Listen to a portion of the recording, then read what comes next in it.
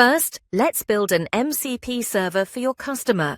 In 40 seconds, log into your customer's account and make sure the Your SaaS connector is already installed and authenticated. Now, create a new MCP server and name it MCP Customer and Invoice. Once created, the platform automatically generates an URL for the MCP server. Next, add the Your SaaS native connector to the MCP server. Select the specific methods you want to expose. These become secure tools the AI can call on behalf of the customer.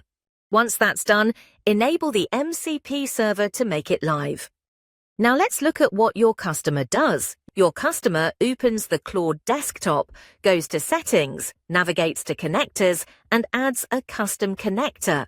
Then paste in the MCP server URL you generated earlier, and they're connected. The customer can now start a new chat and ask, how many customer accounts do I have and what are their names? Behind the scenes, the AI automatically calls the list customers method via the Your SaaS MCP tool and returns the result.